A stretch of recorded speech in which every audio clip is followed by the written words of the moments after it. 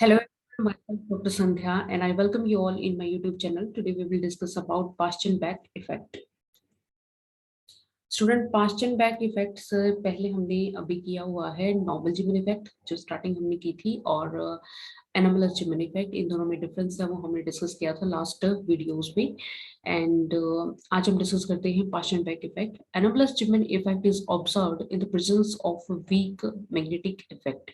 तो anomalous Zeeman effect होता है वो जनरली क्या होता है कि जब हम मैग्नेटिक फील्ड जो अप्लाई कर रहे हैं, कोई भी हमने मटेरियल ले लिया उस पर हम मैग्नेटिक फील्ड अप्लाई कर रहे हैं, उसकी मैग्नेटिक फील्ड की प्रेजेंस में जो स्पेक्ट्रल लाइन है उनमें क्या डिफरेंस आता है वो हमने normal Zeeman effect and anomalous Zeeman effect है वहां स्टडी किया हुआ है.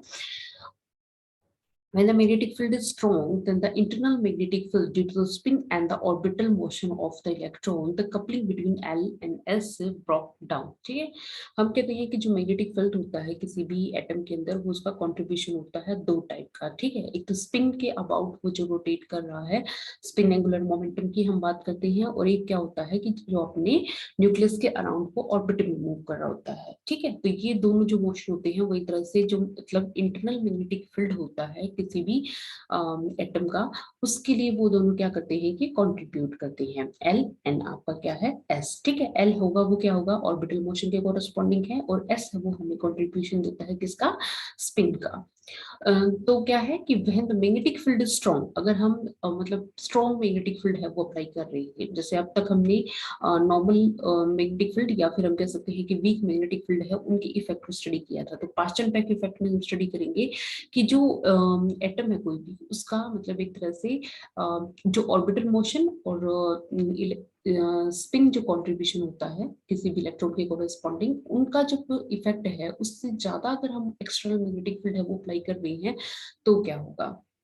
तो इन्होंने यही कहा है कि जब मैग्नेटिक फील्ड है वो स्ट्रॉन्ग होगा, internal magnetic field due to the spin and the orbital motion of electron, the coupling between L and S broke. ठीक है, एल और एस जो कपल कर रहे थे उनकी जो इंटरनल मैग्नेटिक फील्ड की जो कपलिंग थी वो एक तरह से क्या हो जाती है, ब्रोक हो जाती है जब हम मैग्नेटिक फील्ड है स्ट्रॉन्ग अप्लाई कर देते हैं.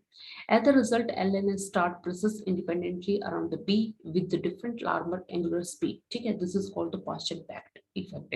तो एक्चुअल में पास्चन-बैक इफेक्ट है बेटा, आप डिफाइन करोगे तो आप यही कहोगे कि हम जो अगर स्ट्रॉन्ग मैग्नेटिक फील्ड है वो अप्लाई कर रहे हैं तो हमारा क्या हो जाएगा कि जो हमारा ऑर्बिटल एंगुलर मोमेंटम है और जो एस है वो दोनों क्या है कि अप्लाइड मैग्नेटिक फील्ड के कोरेस्पॉन्डिंग अपना इंडिपेंडेंटली प्रोसेस करना शुरू कर देते हैं, और यही इफेक्ट है वो क्या कहलाता है, पास्चन-बैक इफेक्ट. ठीक है, लेकिन आप किसको स्ट्रॉन्ग कह रहे हो किसको वीक कह रहे हो, तो उसके लिए हम रेफरेंस लेके चल रही है कि जो इंटरनल मैग्नेटिक फील्ड है किसकी वजह से, स्पिन के कंट्रीब्यूशन की वजह से और ऑर्बिटल कंट्रीब्यूशन की वजह से, इन दोनों का जितना इफेक्ट है उसकी इफेक्ट की ज्यादा अगर हम मैग्नेटिक फील्ड अप्लाई कर रहे हैं तो हम क्या कहेंगे उसको, पास्चन-बैक इफेक्ट. ठीक है,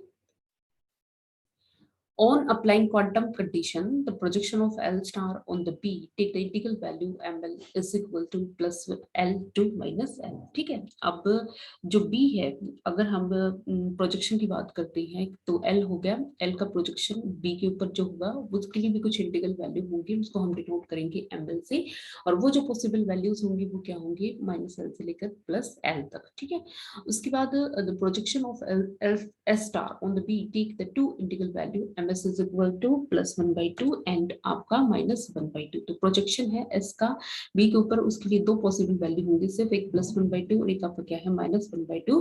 for each ml there will be 2l plus 1 state for the atom. ये ml है बेटा, ये नीचे आएगा यहाँ पे l.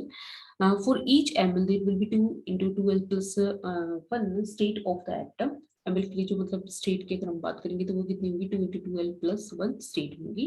The total energy of atom in the strong magnetic field consist of, और अगर हम टोटल एनर्जी की बात कर रहे हैं सिस्टम के अंदर तो वो तीन चीजों का कंट्रीब्यूशन होगा. फर्स्ट वन है वो क्या है कि energy due to the precession of L star around the P. हमने कहा कि जब फील्ड है वो मतलब एक तरह से एक्सटर्नल मैग्नेटिक फील्ड है वो क्या है, ज्यादा है as compare to internal magnetic field due to the orbital motion and the spin motion of electron. तो अब जो टोटल एनर्जी की हम बात कर रहे हैं तो हम कहेंगे कि तीन कंपोनेंट के मिक्सअप से बन रही है हमें टोटल एनर्जी। फर्स्ट वन हम कंपोनेंट कहेंगे कि energy due to the precession of L star around B. जो एल है वो इंडिपेंडेंटली प्रेसिस कर रहा है बी के अराउंड, उससे कोरस्पॉन्डिंग जितनी एनर्जी होगी। सेकेंड इन्होंने क्या कहा कि energy due to the precession of L star around the B. अब जो एस स्टार है वो बी के अराउंड प्रेसिस कर रहा है, उसके कोरस्पॉन्डिंग कितनी एनर्जी है। थर्ड वन इन्होंने क्या कहा कि energy due to the interaction between L and S. L और एस में भी अगर थोड़ी बहुत कोई इंटरेक्शन है तो उसकी वजह से जो भी एनर्जी होगी तो वो होगी। ठीक है, तो आप कहोगे कि टोटल एनर्जी है वो हमारा तीन कंपोनेंट में डिवाइड है। फर्स्ट वन कि एल है वो बी के अराउंड प्रोसेस कर रहा है कि वहां कितनी एनर्जी है। एस है वो बी के अराउंड प्रोसेस कर रहा है, उसकी कितनी एनर्जी है। और एल और एस इन दोनों के आपस में कितना इंटरेक्शन है उसकी वजह से जो एनर्जी है। अब अगर हम डायग्राम की फॉर्म पे दिखाते हैं तो हम क्या कहेंगे कि जैसे आपने मैग्नेटिक फील्ड है वो आपने इस डायरेक्शन में अप्लाई किया हुआ है। ठीक है, तो इस डायरेक्शन में मैग्नेटिक फील्ड अप्लाई किया तो हमने कहा कि मैग्नेटिक फील्ड जब स्ट्रॉन्ग होगा तो तभी हम क्या कहेंगे उस इफेक्ट को पार्शियल बैक इफेक्ट कहेंगे। और एल और एस है, एल स्टार और आपका जो एस स्टार है वो दोनों इंडिपेंडेंटली बी के अराउंड प्रोसेस करेंगे। तो बेटा आप ऐसे ही शो करोगे जैसे आपने क्या किया, यहाँ से शुरू किया और ये हम रिजल्टेंट रिप्रेजेंट कर रहे हैं किसको, एल स्टार को। ठीक है, तो ये वाला जो पूरा रीजन है, ये कौन है, ये हम रिप्रेजेंट कर रही है एल के कोरेस्पॉन्डिंग। और प्रोजेक्शन हमने क्या कहा, यहाँ से यहाँ ये वाला जो है ये आपका क्या नोट कर रहा है, एम एल को रिप्रेजेंट कर रहा है, projection of L on B. ठीक है, in the direction of B. उसके बाद फिर हमने क्या कहा कि जो एस स्टार है वो भी इंडिपेंडेंटली मूव कर रहा है, तो ये वाला जो कौन है वो एक तरह से एस के एस के कोरेस्पॉन्डिंग रिप्रेजेंट हम कर रहे हैं। और यहाँ जो प्रोजेक्शन की बात हम करेंगे बेटा वो क्या है, एम एस है। यहाँ से लेकर आपका यहाँ तक ये आपका क्या देगा, एम एस देगा। और ये दोनों क्या कर रही है, इंडिपेंडेंटली मूव कर रही है बी के अराउंड। उसके बाद आप कहोगे कि अगर टोटल प्रोजेक्शन की बात करेंगे तो वो कितना हो जाएगा आपका, M L plus M S हो जाएगा। The mean energy shift from the unperturbed level of the atom in the strong magnetic field is given by। अब अगर हम मतलब एनर्जी की बात कर रही हैं तो वो क्या हो जाएगा, एक तो L in the direction of B और एक आपको क्या हो जाएगा, S in the direction of B। P है यहाँ पे क्या आएगा, कैपिटल आएगा। इसके बाद हम लिखेंगे दोनों के कोरस्पॉन्डिंग, तो वो क्या होगी energy, omega L P L and cos of L star B. और सेम उसी तरह से इसके लिए हम लिखेंगे omega S P S and cos of L star N B. इसके बाद हम जो पीएल की वैल्यू है वो पुट करेंगे। पीएल की वैल्यू है वो क्या है, एल स्टार एन आपका एच क्रॉस है and cos of L star B. उसके बाद आपका क्या है, omega S S star H cross and cos of S star N B. अब आपने क्या करना है कि जो ये आपका L star N cos of L star B है उसको हम क्या लिखेंगे, एंगल। एंड सेम उसी तरह से S star N cos of L star B है उसको हम क्या लिखेंगे, एम एस। ठीक है, तो ये आपको यहाँ पे एम एल हो गया, एच क्रॉस और ओमेगा एल है वो एज इट इज रहने देंगे। उसी तरह से omega S and H cross है वो एज इट इज यहाँ पे रहने देंगे। ये इक्वेशन फर्स्ट होगी। ओमेगा एल है वो क्या है आपका, ई बी डिवाइडेड बाई 2m होता है। उसी तरह से जो स्पिन के कॉरेस्पॉन्डिंग जो मतलब एक तरह से एंगुलर वेलोसिटी की हम बात करते हैं वो क्या होती है, ट्वाइस होती है। तो यहाँ पे जो फैक्टर है वो क्या हो जाएगा आपका 2ev डिवाइडेड बाई 2m। ठीक है, this is angular velocity for the precision. अब ये दोनों वैल्यू है वो हमने क्या कर दी, यहाँ पे पुट कर दिया एनर्जी की वैल्यू में। तो ओमेगा एल की वैल्यू पुट कर दी आपने, ओमेगा एस है उसकी वैल्यू पुट कर दी, यहाँ पे ट्वाइस है।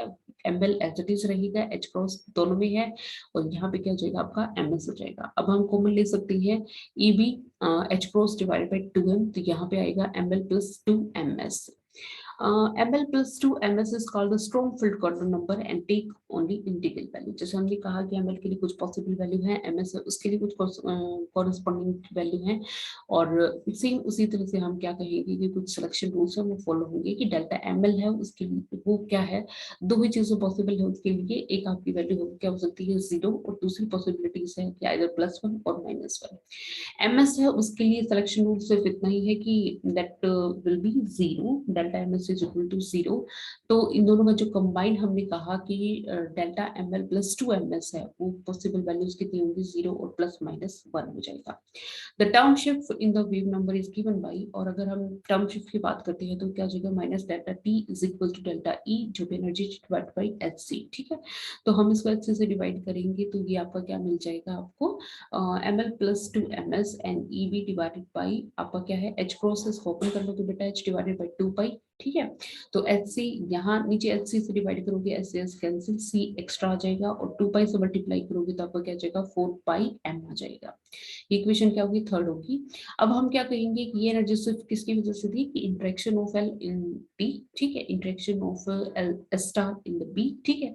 और अब एल और एस के बीच का जो इंटरेक्शन है उसकी भी अगर हम बात करते हैं तो वो क्या हो जाएगी आपकी, gamma is equal to minus T L S is equal to A dash L star S star and cos of L S, ठीक है। इस ए डैश की वैल्यू है वो आप पुट करोगे कि ए डैश एक कांस्टेंट है, वो आपका क्या है, R alpha square Z raise to power 4 N cube L into L plus 1/2 N L plus 1। Due to continuously changing the angle L star and S star, the average value of cos of L star and S star must be calculated and can be written as। अब हम क्या करेंगे, जो cos of L star and S star है उसकी average value लेंगे, क्योंकि इन दोनों का एंगल है वो विद टाइम चेंज होता रहता है, चेंज होता रहता है। तो हम क्या करेंगे, ये बार है वो डिनोट कर रहा है हमारी एवरेज वैल्यू को, और हम इसको इस तरह से ब्रेक करके लिखेंगे cos of L star B and cos of L S star and B हो जाएगा, ठीक है। ये दो टर्म है ये हमारी एक्स्ट्रा ऐड हो जाएंगी, एवरेज की वैल्यू होगी क्या चाहिए, cos of L star B and cos of L star B हो गया। फोर्थ इक्वेशन में हम ये पुट कर देंगे, ये हमें क्या दे देगा, एक तरह से एल एस की कोरस्पॉन्डिंग जो इंटरेक्शन एनर्जी की टर्म है वो हमें मिल जाएगी।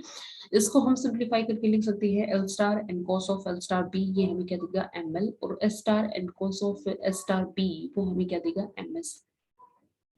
एम एल और एस एम एस इसने अलग से डिफाइन करके बता दिया। अब टोटल टर्म शिफ्ट की अगर हम बात करते हैं तो ये इंडिविजुअली जो एल और बी के इंटरेक्शन और एस और बी के इंटरेक्शन की वजह से फर्स्ट टर्म हमें मिलेगी, और एल एस के आपस में जो इंटरेक्शन है कपलिंग की वजह से उसके वजह से हमें कौन सी टर्म मिली है, ये वाली टर्म मिली है, ठीक है।